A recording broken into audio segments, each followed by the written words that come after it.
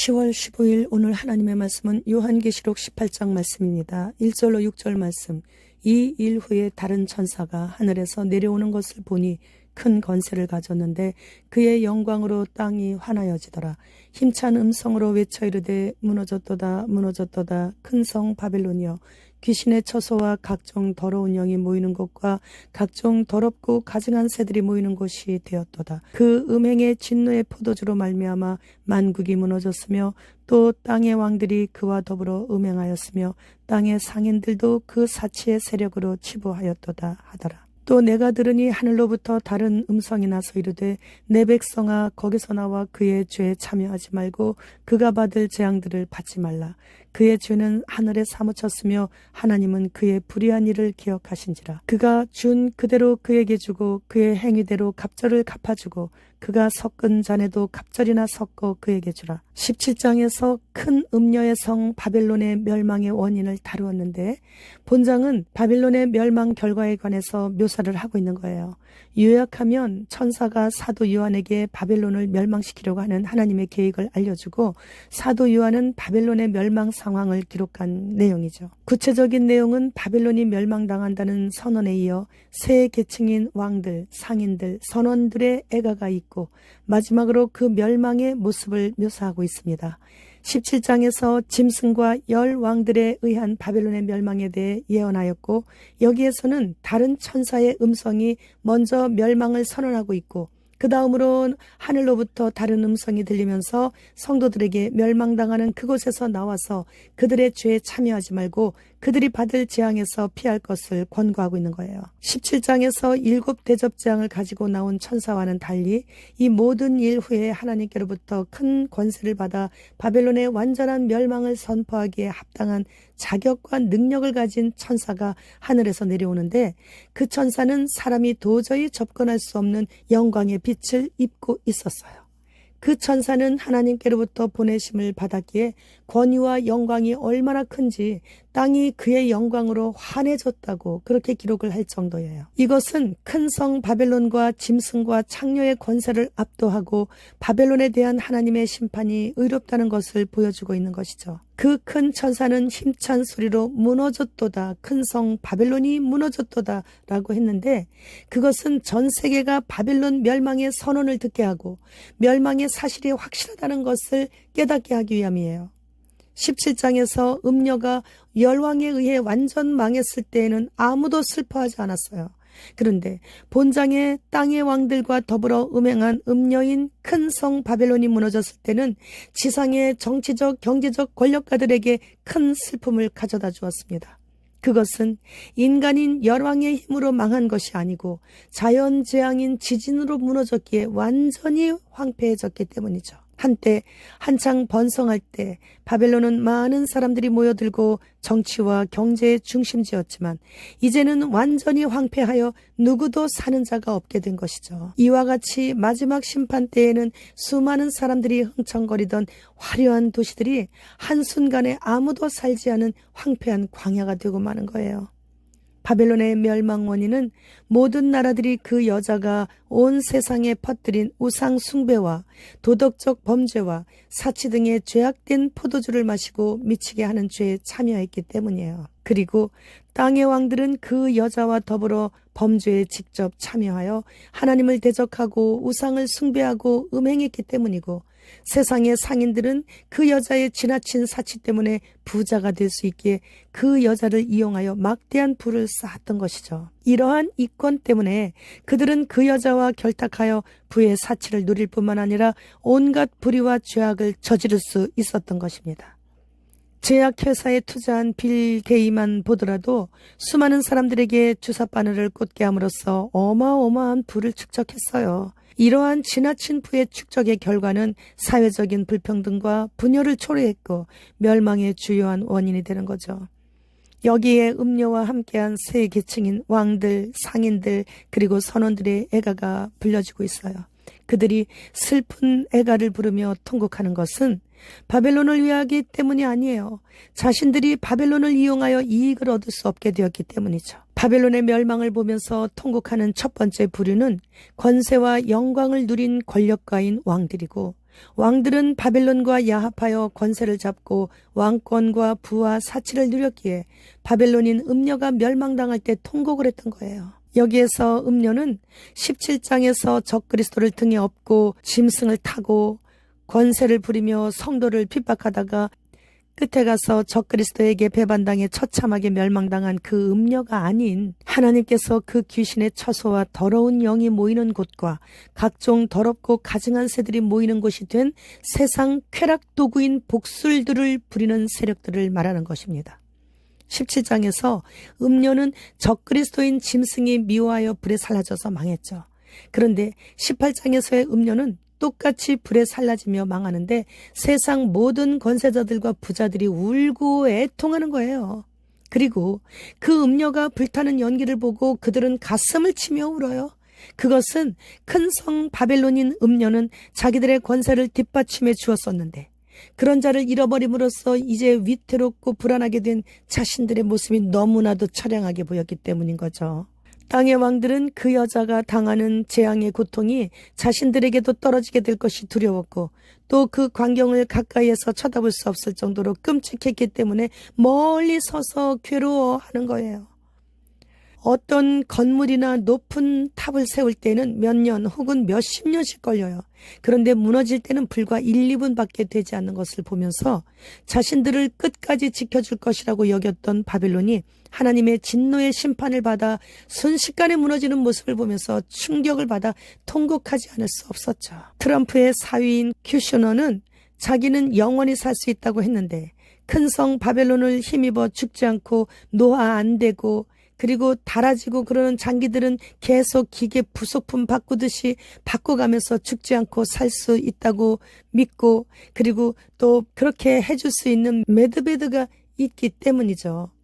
우리나라도 세브란스에 이미 그러한 고가의 장비가 들어와서 3분 정도 말기 암 환자가 누워만 있었는데 악성 종양이 흔적도 없이 사라지면서 고통도 없이 완치되는 그 인터뷰하는 것을 세상 뉴스를 통해 우리 다 알고 있어요. 땅의 상인들은 이와 같이 하나님의 영역을 침범하는 큰 성 바벨론이 사치스러운 생활을 지탱할 수 있도록 상품을 공급하던 자들이에요. 왕들이 바벨론과 더불어 지상의 권력을 누린 자들이라면 여기에 상인들은 그러한 것들을 팔아서 부를 누렸던 자들이죠.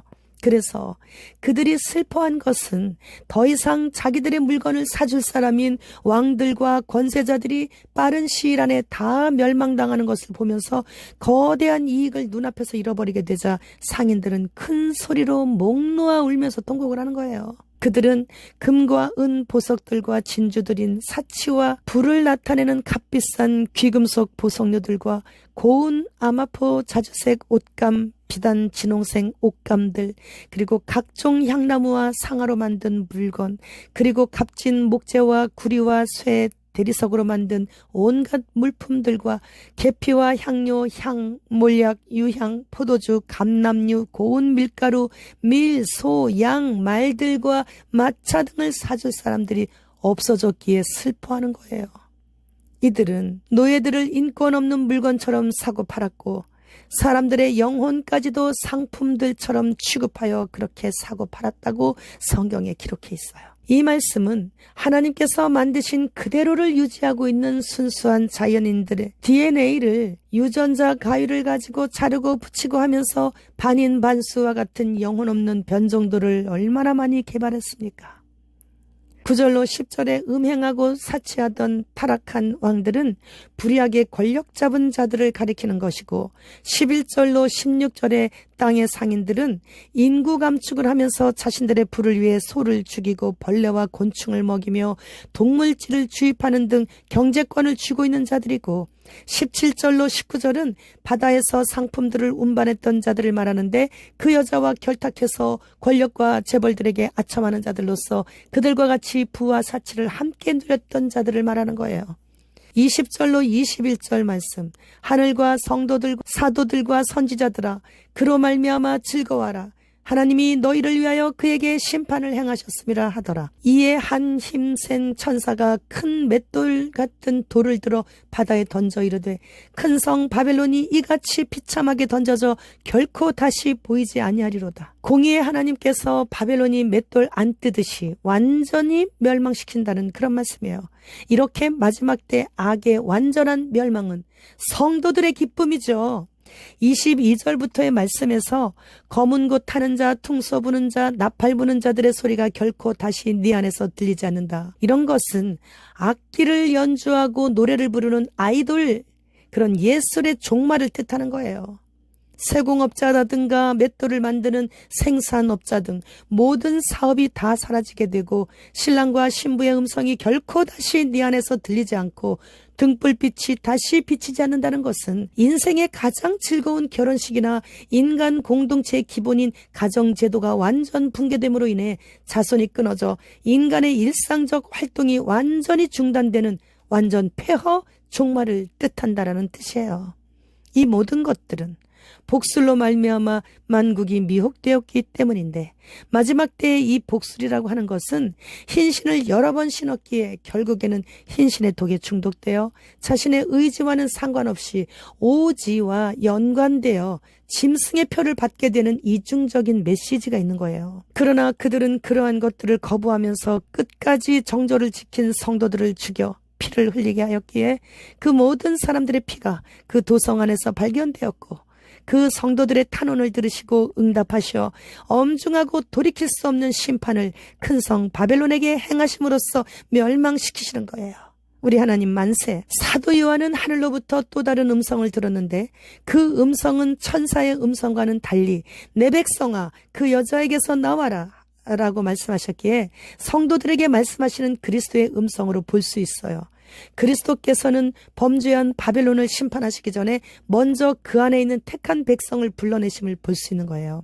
예를 들면 노아를 불러내어 방주를 준비시키셨고 아브라함을 갈대아 우르에서 불러내셨으며 소돔과 고모라에서도 롯의 가족을 미리 불러내셨고 오늘날 신약에서도 성도들을 불러내시고 계시는 것을 보면서 언제나 동일하신 하나님께서 대환란 이전에 신부들을 마땅히 이 땅에서 끌어내서 끌어올리신다는 것을 우리는 확신할 수 있는 거죠. 따라서 장차 멸망할 죄악과 사치와 음란의 도시에서 하나님의 부르시는 음성을 듣고 모든 것을 다 버리고 그것을 미련 없이 떠나는 사람은 마지막 때 최고의 축복을 받은 사람이에요. 그 여자에게서 나오라는 주님의 말씀은 죄의 영향력이 강한 그 여자의 죄에 참여하지 않고 그 여자가 당하는 재앙을 입지 않기 위해서 그 여자에게서 나오라는 것인데 이것은 단지 실제적인 장소에서 떠나라는 것이 아니라 그 여자가 행하는 악에 참여하지 말라는 거예요. 롯의 아내는 죄악의 도성을 떠났어요. 그런데 마음이 떠나는 것을 원치 않았어요.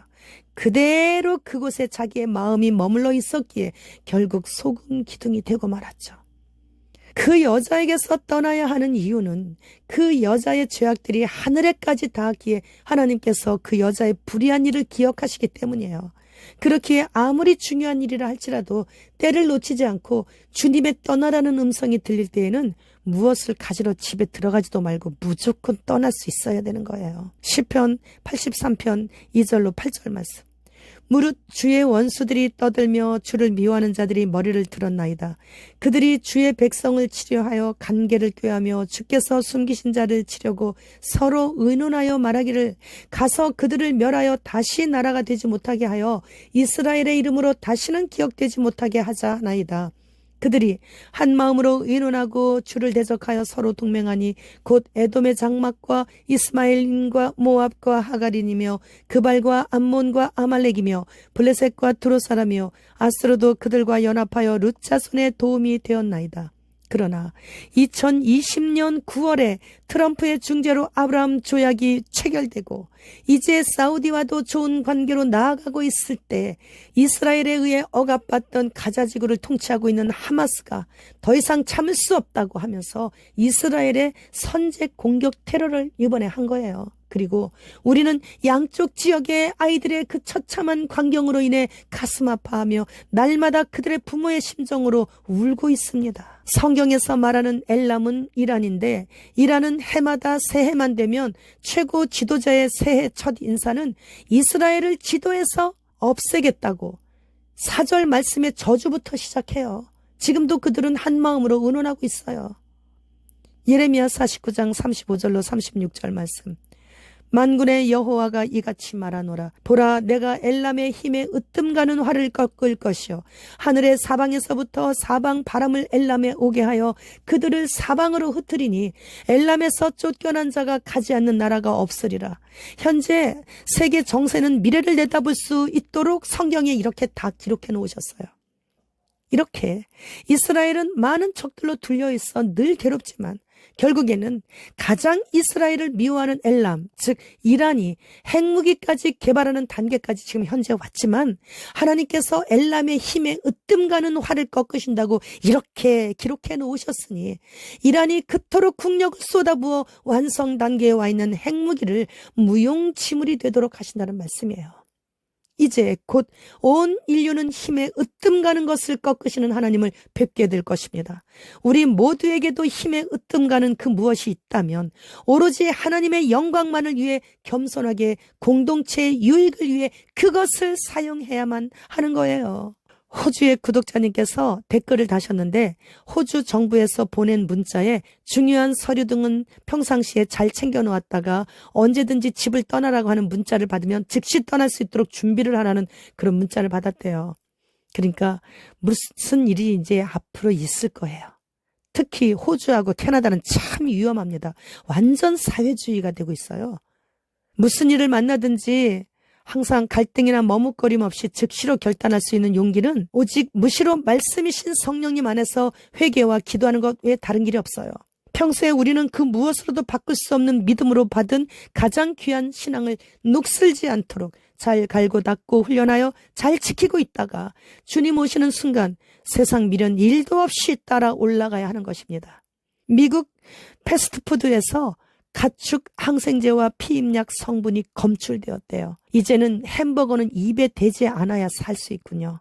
개구리가 그려져 있는 면 종류, 스낵 종류, 초콜릿바 종류는 벌레와 곤충을 함유함으로 인해 입에 대지 말아야 하는 시대에 지금 우리는 살고 있어요. 과일과 야채뿐만 아니라 양식, 물고기나 새우까지도 다 동물질을 주입하는 시대이니 기뻐하고 즐거워하라 주의 신부들이여, 주님 오심이 더욱 가까워졌다라는 증거입니다. 주님 어서 오시옵소서, 마라나타.